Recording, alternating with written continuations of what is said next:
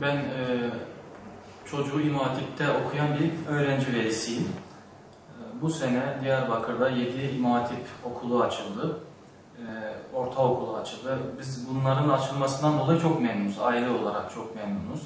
İmam Hatip okullarının açılmasını bekleyen aileler olarak çok memnunuz.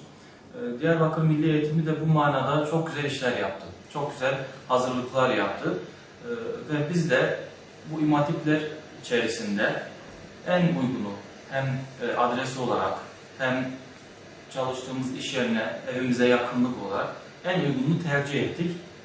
Ve çocuğumuzu bu okula yazdırdık. Şu anda okulumuzdan, okul idarecilerimizden çok memnunuz. Çocuklar okula gidip geliyorlar. Ancak servisle ilgili sıkıntılarımız var.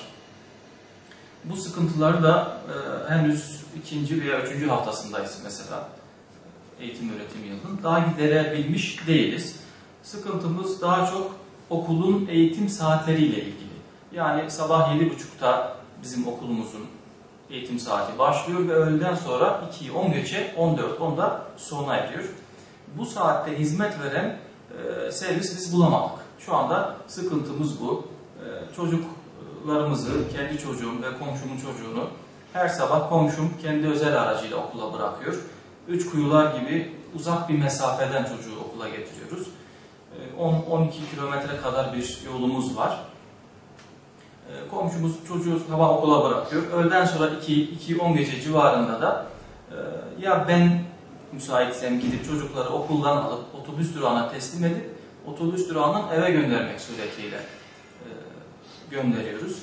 Veya komşum eğer müsaitse yine kendi özel aracıyla iş yerinden ayrılıp çocuğunu ve benim çocuğumu eve götürmek suretiyle şu anda çocukların eğitim almasını sağlamaya çalışıyoruz. Bu manada belki bir düzenleme yapılabilir mi bilmiyorum. Yani bugün Diyarbakır'daki İmam Hatiplerde hem normal eğitim, 9-3 arası eğitim veren eğitim, hem sabah 7'de ve öğleden sonra 2'de biten eğitim tarzı, hem de sabahçı öğrenci olacak şekilde 12'de biten, 12'den sonra akşam 6-7'de biten eğitim hizmeti veriliyor. Bana göre burada bir karmaşa var. Birçok velinin de bu nedenle çocuklarını İmam Hatiplerden almak zorunda kaldıklarını işittim. Bunu hatta bazı okul idarecilerinden de işittim. Bize okul idaresinde çok yardımcı oldular. Yani bu sene eğitim öğretim yılının başlaması, özellikle İmam Hatiplerin açılması bana göre bir bayram havasında oldu, kutlandı.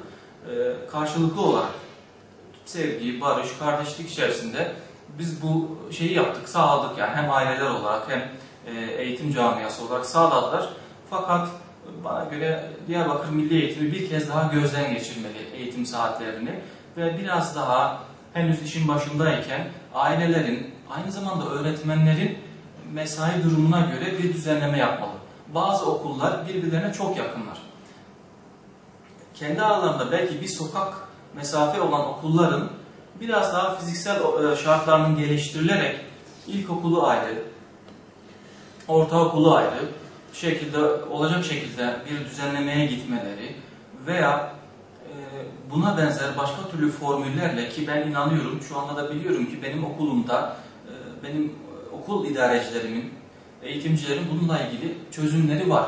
Fakat kararlar daha çok bir üst makamdan, Milli Eğitim Müdürlüğü'nden verildiği için onların doğrudan bir yetkisi ve müdahalesi yok. Olmadığı için de istediğimiz hizmeti tam olarak alamıyoruz. Hem öğretmenlerimiz mağdur, hem öğrencilerimiz mağdur, hem aileler olarak bizler mağduruz.